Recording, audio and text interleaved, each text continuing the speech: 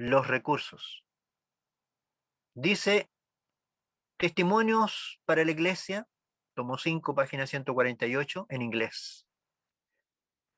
Yo hago la salvedad de que esto está en inglés. ¿Por qué? Porque lamentablemente esta cita no está en español. Está en el libro Testimonios para la Iglesia, tomo 5, pero en inglés. Cuando fue traducido al español, esta cita no la pusieron. Dice así: el Señor ha hecho que la difusión de la luz y la verdad en la tierra dependa de los esfuerzos voluntarios y las ofrendas de aquellos que han participado de los dones celestiales. Comparativamente, pocos son llamados a viajar como ministros o misioneros, pero las multitudes deben cooperar para difundir la verdad con sus medios. Y aquí voy a hacer una salvedad. Elena de White usa mucho, en muchos lugares, pero mucho, mucho, mucho, la palabra medios. La obra debe ser apoyada con nuestros medios. La obra debe ser apoyada con sus medios, con los de ustedes, con los míos. Cuando usa la palabra medios, Elena de White se está refiriendo a los diezmos y a las ofrendas. Diezmos y ofrendas liberales para apoyar los proyectos que Dios está levantando.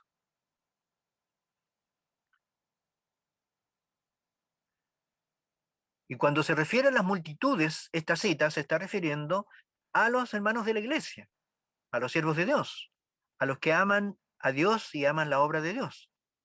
Deben apoyar con sus medios, con sus recursos, con sus diezmos y ofrendas. La palabra medios se está refiriendo a eso. Donaciones liberales, ofrendas, pactos, diezmos, etcétera.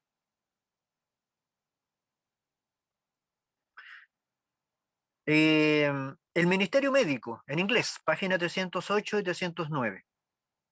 Esta es una cita que pueden encontrarla también en el libro El Evangelismo, página 61, párrafo 3, dice: desígnense hombres juiciosos que no divulguen sus intenciones, sino que busquen tales propiedades en las zonas rurales, con fácil acceso a las ciudades, apropiadas para establecer pequeñas escuelas de preparación para los obreros, y donde también puedan proporcionarse facilidades para tratar a las personas enfermas y fatigadas que no conocen la verdad. Buscad esos lugares cerca de las ciudades donde puedan conseguirse edificios apropiados, ya sea como obsequio de sus dueños o comprados a un precio razonable con fondos donados por nuestro pueblo. No construyáis edificios en las ruidosas ciudades.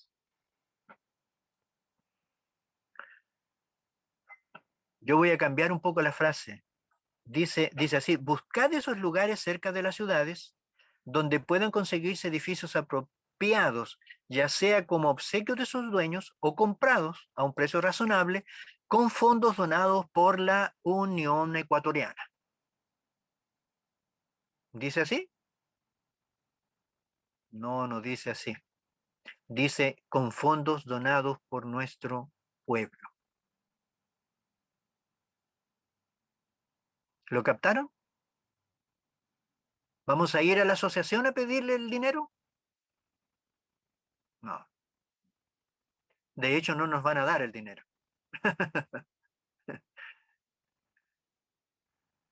Eso ni siquiera soñarlo.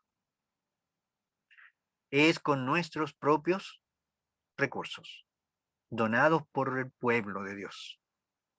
¿Lo captan? Hermano, de esto hay mucho que hablar, mucho que decir. En esto sí que tenemos un conflicto muy, muy grande, extremadamente grande. Lamentablemente, nuestra administración de la iglesia ha estado publicando normas y reglas con respecto a la donación de dineros para diferentes proyectos. Y lo último que se ha hecho es la de prohibir las donaciones. Nuestras instituciones y nuestras organizaciones, de las asociaciones y uniones y la Asociación General, ha dictado normas y reglas en las que se prohíbe la recolección de dineros para los proyectos. Se ha normado de que todo debe pasar por las juntas de asociación, de unión y de la Asociación General para que puedan ser aprobadas, lo cual no ocurre nunca. Las juntas se rehúsan permanentemente a eh, apoyar proyectos que no sean salidos de la mente de ellos mismos. Cuando alguien va a pedir dinero para algún proyecto que no ha salido de la mente de ellos, no hay dinero. No hay dinero. Por lo tanto, hermanos queridos, Dios ha tenido, y de hecho lo ha hecho siempre, siempre lo ha hecho, ha levantado ministerios de sostén propio para poder hacer su obra. No es, a ver, los ministerios de sostén propio nunca se levantaron en respuesta al problema de nuestros administradores, sino que se levantaron incluso antes de que hubiera iglesia organizada. Queridos, a ver, el Señor me ha permitido acceder a una cantidad bien importante de materiales y de fuentes que tratan estos temas.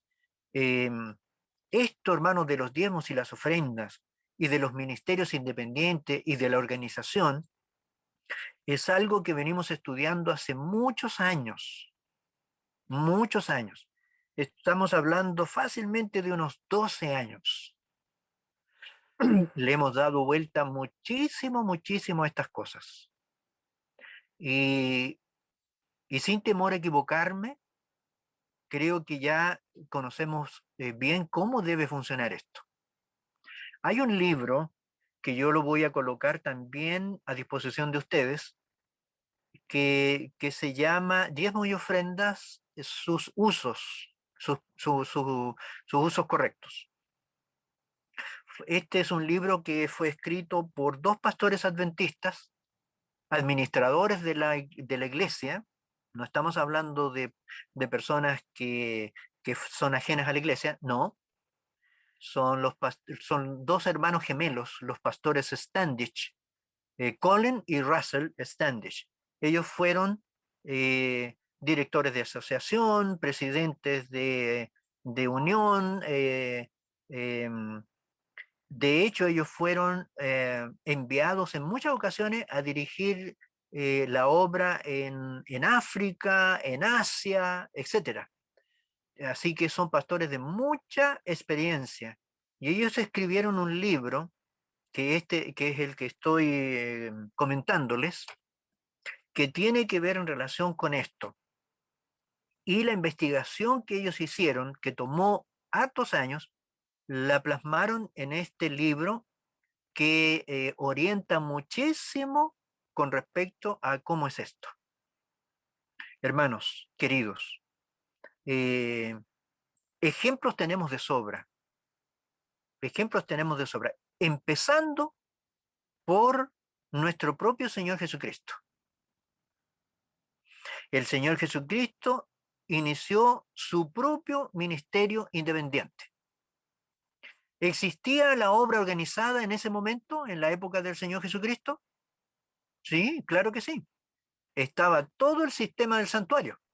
Esa era la obra organizada, a la cual se le enviaban los diezmos y las ofrendas. De eso vivían, ¿no es cierto?, todos los obreros de esta obra organizada que era el santuario. todo el sistema, ¿no es cierto?, levítico.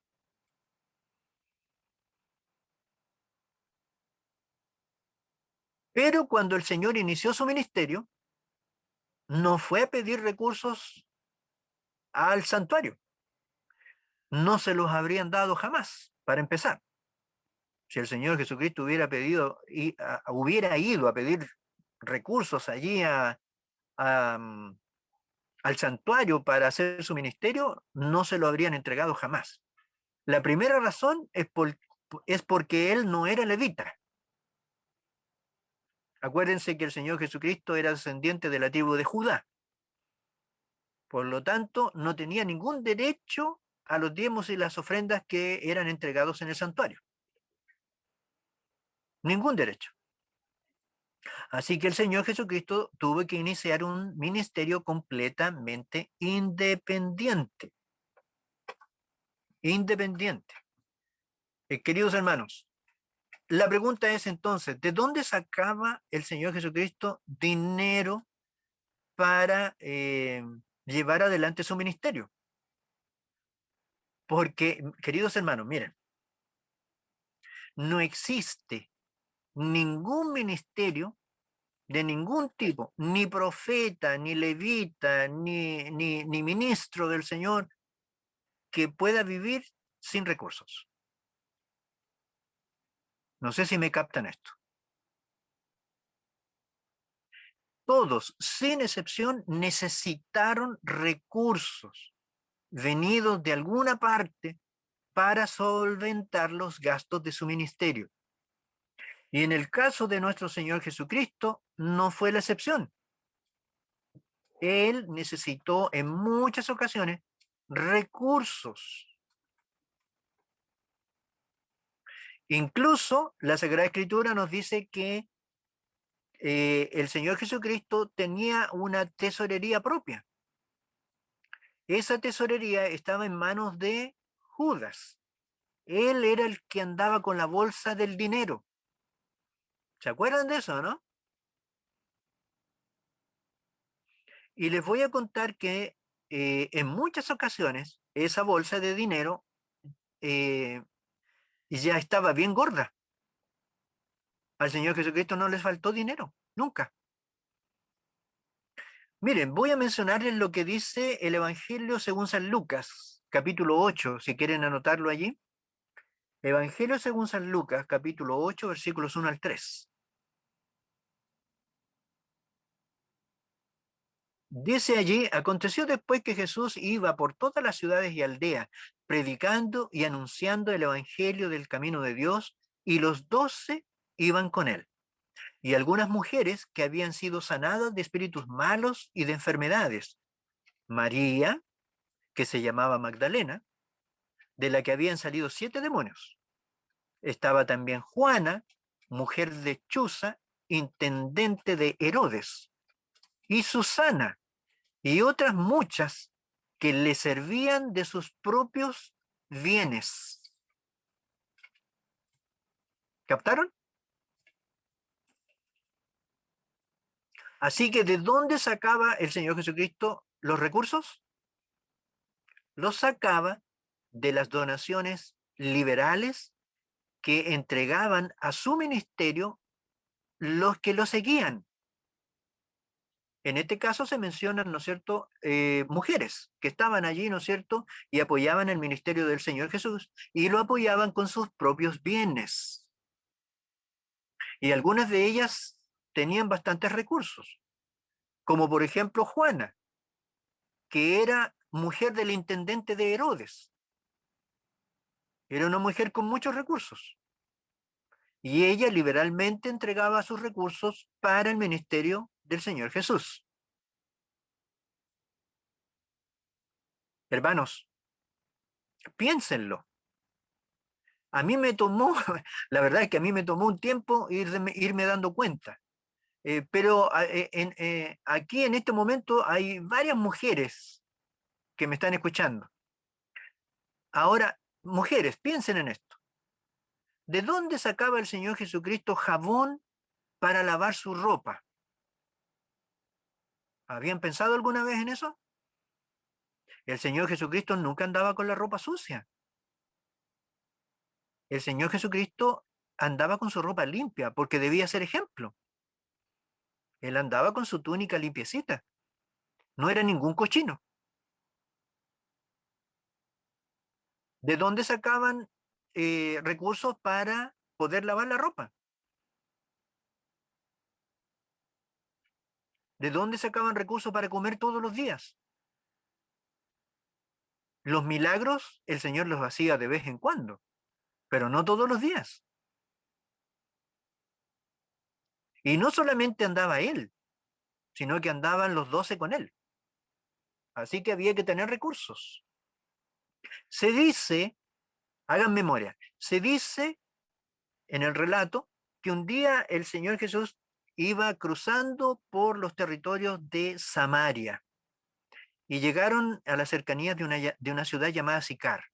Y el Señor Jesucristo se quedó junto al pozo de Jacob, donde las mujeres iban a sacar agua. Y los discípulos, dice el relato bíblico, fueron a la ciudad a comprar provisiones para comer. Y el Señor Jesús se quedó descansando junto al pozo, hasta que apareció la mujer samaritana. ¿Se acuerdan del relato, cierto? Ya. ¿Se habían preguntado alguna vez de dónde sacaron los discípulos dinero para ir a comprar alimento a la ciudad? Oh, ¿se dan cuenta que va apareciendo el dinero? Va apareciendo el dinero. Miren, está también el relato en Juan, en el Evangelio según San Juan, en el capítulo 13, cuando Judas sale de la cena. Estaban allí en la Santa Cena. Y Judas sale de la cena. Y el Evangelio según San Juan dice de que los discípulos pensaron que el Señor había enviado a Judas a comprar alguna cosa que estaba faltando. O que había enviado a Judas a entregar dinero a los pobres, porque era la festividad de la Pascua. Y lo correcto era de que los que asistían a las festividades debían compartir sus recursos para que todos los que asistían a las festividades pudieran tener alimento. Así que muchos lo que hacían era repartir sus recursos a los pobres para que los pobres que había en ese momento en las festividades tuvieran dinero para sostenerse en esos días de fiesta. Así que los discípulos pensaron de que el Señor había enviado a Judas a repartir dinero a los pobres. ¿De dónde sacaba Jesús dinero? De la bolsa que andaba trayendo Judas. ¿De dónde venía ese dinero? De las donaciones liberales que entregaban sus seguidores para el sostenimiento del ministerio de nuestro Señor Jesús. ¿Lo van captando? Así que Jesús era un obrero de sostén propio, no dependía de los dineros de los diezmos que llegaban al templo, sino que dependía de las donaciones liberales de ofrendas y diezmos que entregaban sus seguidores. Lo mismo sucedió con el apóstol Pablo. En el libro de los Hechos de los Apóstoles se relatan varias ocasiones en las que el apóstol Pablo fue sostenido por las ofrendas y diezmos entregados por las iglesias, muchas de ellas que el mismo apóstol había fundado. Y así hay una cantidad de eh, ejemplos, tanto en el Espíritu de Profecía como en la Biblia, de que Dios levantó obreros de sostén propio. ¿Quién más era obrero de sostén propio en la época de Jesús? Bueno, Juan Bautista. Juan Bautista también era un obrero de sostén propio, a pesar de que él sí era levita. Su padre era sostenido por los diezmos que llegaban al santuario, que llegaban al templo.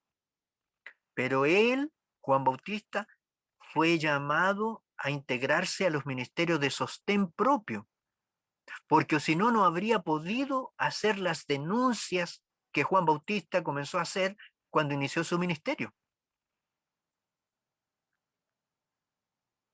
Graves denuncias de apostasía y pecados de los dirigentes del pueblo de Israel era lo que denunciaba Juan Bautista. Esas denuncias no las habría podido hacer si él estuviera dependiendo de los recursos del templo. Así que era un obrero de sostén propio. ¿Lo van captando, hermanos?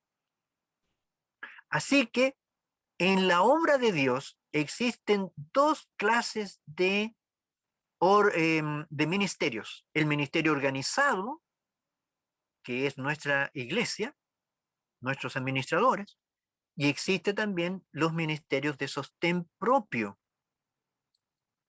Los ministerios de sostén propio, divinamente instituidos desde un comienzo, desde el principio. Siempre Dios ha actuado por mano de estos dos brazos, en la obra organizada y la obra de sostén propio.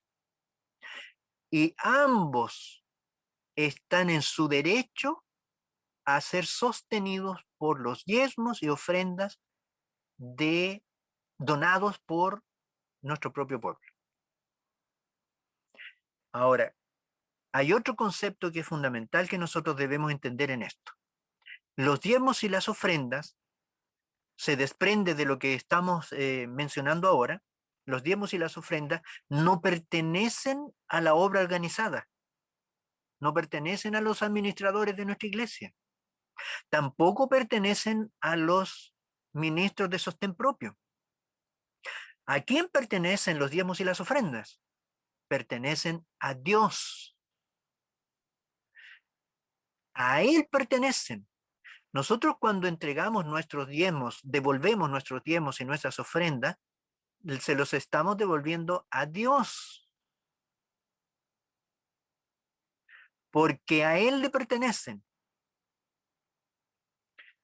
Un gran pecado grave, si es que existen los pecados graves o no graves, pero es un gran pecado el que usted se quede con los diezmos y las ofrendas. Nosotros, yo me imagino que ustedes ya tienen claro eso. Ustedes no se pueden quedar con los diezmos y las ofrendas. Deben entregarlo a la tesorería del Señor. Ahora, ¿dónde está la tesorería del Señor? Está en la obra organizada de Dios y está también en los obreros de sostén propio. Eso es algo que nosotros debemos aprender hoy. Y hermanos, ¿qué significa eso? Eso significa que cuando usted decida devolver su diezmo al Señor, usted debe orar al Señor y liberalmente, libremente, debe entregar el diezmo y las ofrendas a quien Dios le indique que es lo correcto. Al que usted sienta que Dios le está diciendo, envíalo aquí o envíalo allá. Nadie tiene derecho a reclamar el diezmo del Señor más que el Señor. Y Él es el que debe determinar a quién entregar su diezmo. Aún más, hermanos, aún más. Nosotros somos responsables, además, de velar porque los diezmos y ofrendas que nosotros entregamos se usen de manera adecuada y correcta. Muchas veces se nos ha enseñado erróneamente de que nuestro deber es entregar los diezmos y después de eso los demás serán responsables. Y eso no es cierto. Está lejos, muy lejos de lo que Dios ha instruido. Nosotros somos responsables de saber cómo se están usando los diezmos que hemos entregado. También somos, a ver, también somos culpables si nuestros diezmos y ofrendas están siendo mal ocupados y nosotros seguimos apoyando. Nos hacemos cómplice del pecado, tanto de nuestra obra organizada como los ministerios y obreros de sostén propio. Se debe tener claridad en qué se están usando los recursos y los medios, tanto, tanto en la obra organizada como en, en los ministerios de sostén propio. Hermanos, queridos, hay una gran cantidad de ministerios que son sostenidos justamente con con los diezmos y ofrendas que entregan liberalmente los hermanos. De hecho, hoy en día cada vez hay más ministerios. La razón es porque Dios está reformando su iglesia. ¿Por qué? Porque la obra en este tiempo final va a ser llevada a cabo de una manera completamente diferente a como ha sido hasta ahora. Nosotros ya leímos algunas de esas citas. El Señor va a actuar en este tiempo de manera muy distinta como lo ha hecho antes. Y el Señor está levantando una gran cantidad de ministerios y de obreros de sostén propio porque la obra va a ser terminada de manera distinta. En Estados Unidos está Faith for Today, fe para hoy. Voice of Prophecy, voz de la profecía. Es Written, escrito está. Breath of Life, nacimiento para vida. Quiet Hour, la hora de quietud. Amazing Fact, hechos asombrosos. Este es uno de los más conocidos, Amazing Fact. ¿Quién la dirige? El pastor Doug Batchelor. ¿Lo han escuchado? ¿Han escuchado? ¿No lo han visto? Bueno, búsquenlo, hermanos, ahí en el YouTube. Ahí aparecen, ¿no es cierto? Es un hombre que tiene un ministerio internacional, mundial. Aquí en Sudamérica hay otros más. Uno de los más conocidos es el ministerio del pastor David Gates. Evangelismo Mundial es el ministerio que él tiene. Y hay varios programas que son realizados por medio de este ministerio del pastor David Gates. Uno de esos programas es Dilo al Mundo, donde está el hermano Noé con su esposa. ¿Lo han visto, cierto? Eso es.